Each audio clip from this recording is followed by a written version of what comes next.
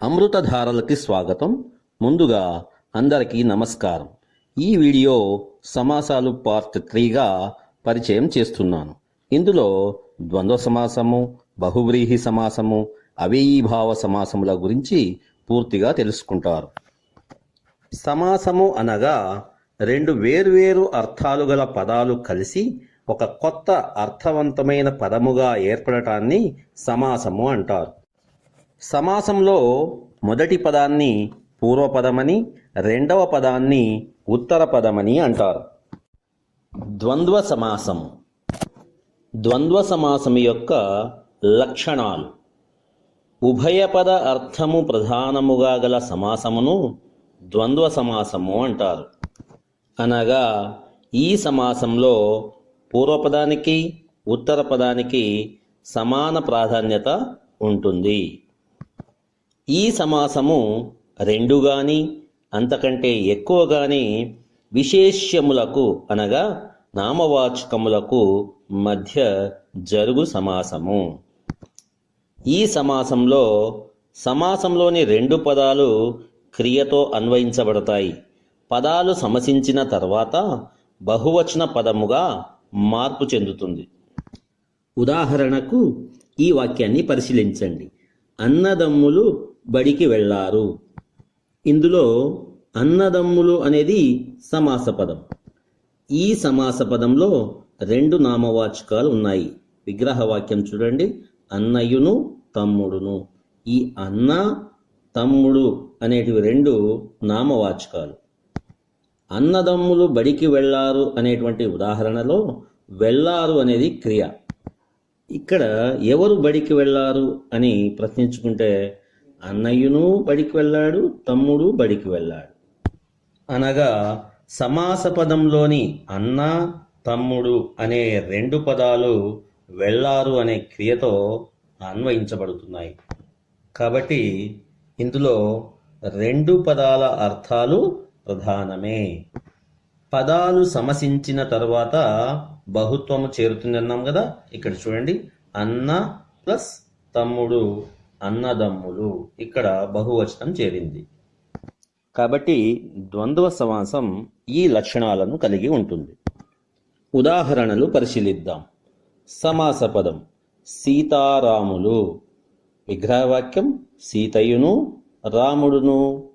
తల్లిదండ్రులు అనేది సమాస పదం. తల్లియును తండ్రియును అనేది విగ్రహవాక్యం. నీతి నియమాలు. నీతియును నియమమును. రామకృష్ణులు. రాముడును కృష్ణుడును. ఈ విధంగా సమాసంలోని రెండు పదాలు నామవాచకాలై రెండింటి అర్థాలకి సమప్రాధాన్యత కలిగి ఉండి సమాసంలోని రెండు పదాలు క్రియతో అన్వయించబడు సమాసాన్ని ద్వంద్వ సమాసము అంటారు. ఈ సమాసంలో రెండు కంటే ఎక్కువ నామవాచకాలు కూడా ఉంటాయి అని చెప్పాం. అలా రెండు కన్నా ఎక్కువ నామవాచకములు గల సమాసాన్ని బహుపద ద్వంద్వము అంటారు. ఉదాహరణకు సమాస పదం రామ లక్ష్మణ భరత శత్రుఘ్నులు. దీని విగ్రహవాక్యం రాముడును లక్ష్మణుడును భరతుడును శత్రుఘ్నుడును. ఈ విధంగా రెండు కన్నా ఎక్కువ నామవాచకాలు గల సమాసాన్ని బహుపద ద్వంద్వము అంటారు. ఇప్పుడు బహువ్రీహి సమాసం గురించి తెలుసుకుందాం. బహువ్రీహి సమాసం యొక్క లక్షణాలు. అన్యపద అర్థము ప్రధానముగా గల సమాసమును బహువ్రీహి సమాసము అంటారు. అన్యపద అర్థము అనగా సమాస పదంలోని రెండు పదాల అర్థాలకు ఏమాత్రం సంబంధం లేకుండా వేరే అర్థాన్ని సూచించును. సమాసములోని రెండు పదములు తమ తమ అర్థములు కోల్పోయి ఒక క్రొత్త అర్థమును ఇచ్చును. ఇందు విగ్రహవాక్యంలో కలది కలవాడు అను పదములు వస్తాయి. ఈ ఉదాహరణలు చూడండి. ముక్కంటి. దీని యొక్క విగ్రహవాక్యము మూడు కన్నులు కలవాడు. దీని యొక్క అర్థము శివుడు.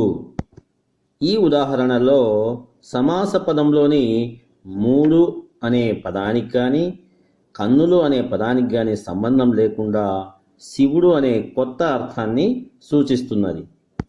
రెండవ ఉదాహరణ చూడండి. చక్రపాణి. చక్రము పాణియందు కలవాడు అనేది విగ్రహవాక్యం. ఇక్కడ చక్రము అనే పూర్వపదానికి కానీ పాణి అనేటువంటి ఉత్తర పదానికి కానీ పాణి అనగా చెయ్యి అనే అర్థం. ఈ రెండు పదాలకు సంబంధం లేని విష్ణువు అనే కొత్త అర్థాన్ని సూచిస్తున్నది. మూడో ఉదాహరణ చూడండి. నీలవేణి. నీలమైన వేణి కలది. ఇక్కడ నీలము అంటే నలుపు అని, వేణి అంటే జడ అని అర్థం. కానీ ఈ నీలవేణి అనే సమాస పదము స్త్రీ అనే అర్థాన్ని సూచిస్తున్నది. అలాగే నాలుగో ఉదాహరణ దశకంఠుడు. అంటే దీని విగ్రహవాక్యం 10 కంఠములు కలవాడు. ఎవరు అంటే రావణుడు అనే కొత్త అర్థాన్ని సూచిస్తున్నది. అదేవిధంగా చతుర్ముఖుడు, 4 ముఖాలు కలవాడు. ఎవరు అంటే బ్రహ్మ అనే అర్థాన్ని సూచిస్తున్నది. ఈ విధంగా సమాసములోని పదముల అర్థములకు సంబంధం లేకుండా అన్యపద అర్థమును సూచించు సమాసమును బహువ్రీహి సమాసము అంటారు. ఇందులో నన్ బహువ్రీహి అనేటువంటి ఒక భేదము ఉన్నది. నన్ అనే ఈ సంస్కృత పదము వ్యతిరేకార్థాన్ని సూచిస్తుంది. నన్ బహువ్రీహి అనగా సమసించు రెండు పదములు తమ అర్థములను కోల్పోయి వేరొక కొత్త వ్యతిరేకార్థమును ఇచ్చు సమాసమును నన్ బహువ్రీహి సమాసము అంటారు. ఉదాహరణకు అనంతుడు అనే సమాస పదము, అంతం లేనివాడు అనేది విగ్రహవాక్యం. ఎవరు అంటే విష్ణువు. అసంఖ్యాకములు రెండవ ఉదాహరణ. దీనికి విగ్రహవాక్యము సంఖ్య లేనివి అని అర్థం. దీనికి చుక్కలకు ఉదాహరణ తీసుకోవచ్చు, మనము ఇసుక రేణువులకు ఉదాహరణ తీసుకోవచ్చు. ఈ సమాసంలో విగ్రహవాక్యంలో లేనివాడు, లేనివి అనేటివి వస్తాయి. ఈ విధంగా సమాస పదంలోని రెండు పదాలు తమ అర్థాన్ని కోల్పోయి వ్యతిరేకార్థమును ఇచ్చు సమాసమును నన్ బహువ్రీహి సమాసము అంటారు. తరువాతి సమాసం అవ్యయీభావ సమాసం.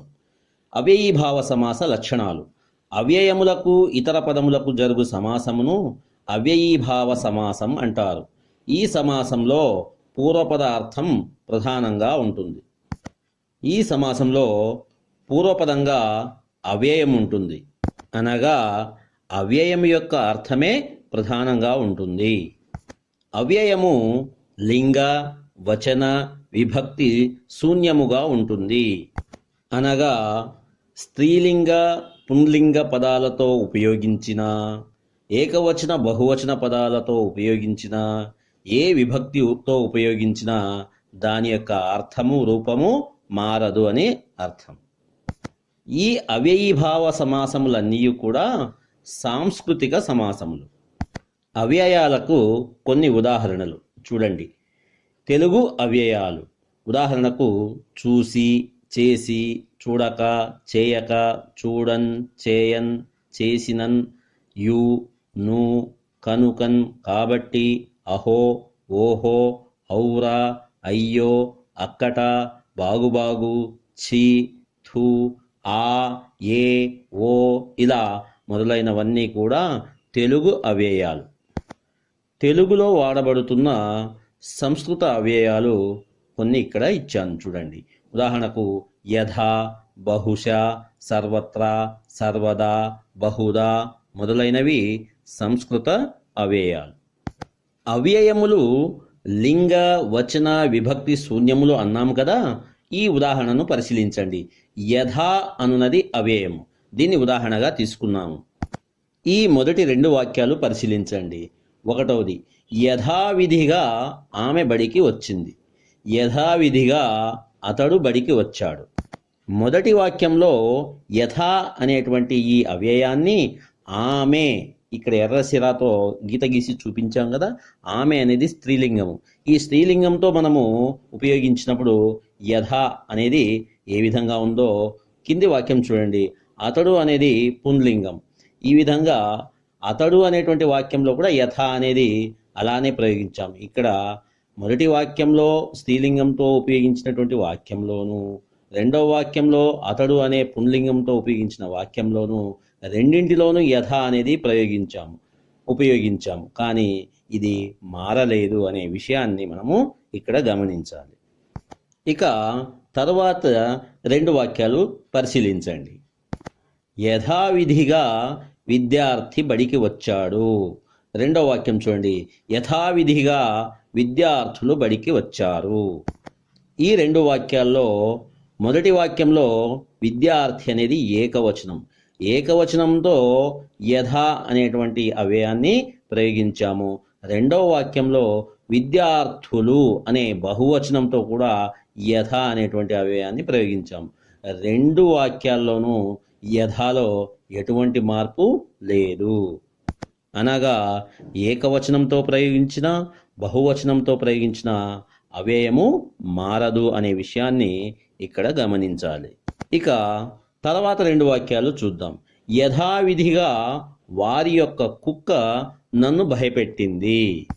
ఇక్కడ యథ అనేటువంటి అవ్యయాన్ని యొక్క అనే విభక్తితో ప్రయోగించాం.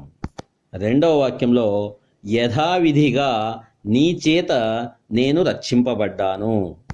ఇక్కడ చేత అనే విభక్తి ఉన్న వాక్యంలో యథ అనే అవ్యయాన్ని ఉపయోగించాము. ఈ 2 వాక్యాల్లో వేరే వేరే విభక్తులతో మనము యథ అనే అవ్యయాన్ని ఉపయోగించాము. కానీ యథ అనేటువంటి అవ్యయంలో ఎటువంటి మార్పు లేదు. ఈ విధంగా అవ్యయాలు లింగ వచన విభక్తి శూన్యములు అనగా అన్నిటితోనూ ప్రయోగించబడతాయి, కానీ మార్పు చెందవు అని అర్థం. అవ్యయీభావ సమాసానికి ఉదాహరణలు చూద్దాం. సమాస పదం యథాశక్తి. విగ్రహవాక్యం శక్తి ఎంతో అంతా, శక్తిని అనుసరించి, శక్తి కొలది. ఈ విధంగా విగ్రహవాక్యాలు చెప్పవచ్చు.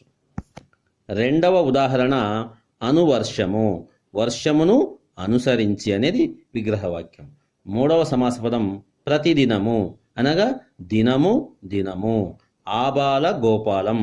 బాలుడి నుండి గోపాలుని వరకు అనగా పిల్లల నుండి పెద్దల వరకు అందరూ అనే అర్థం ఇక్కడ వస్తుంది. తర్వాత ఉదాహరణ అనుకూలం. కూలమును అనుసరించి అనేది విగ్రహవాక్యం. ఈ ఉదాహరణల్లో యథ, అను, ప్రతి, ఆ, అను అనేటివి అవ్యయాలు. ఇవన్నీ పూర్వపదాలుగా వచ్చాయి. ఇందులో ఈ అవ్యయాలైనటువంటి పూర్వపదాల యొక్క అర్థమే ప్రధానము. ఈ విధంగా పూర్వపదంగా అవ్యయం ఉండి వాటి యొక్క అర్థాలే ప్రధానముగా గల సమాసాన్ని అవ్యయీభావ సమాసము అంటారు. ఈ వీడియోలో మనం ద్వంద్వ సమాసం, బహుపద ద్వంద్వము, బహువ్రీహి, నన్ బహువ్రీహి, అవ్యయీభావ సమాసములను పూర్తిగా తెలుసుకున్నాం. మరో వీడియోలో మరో కొత్త అంశంతో మీ ముందుకు వస్తాను. అంతవరకు సెలవు. నమస్తే.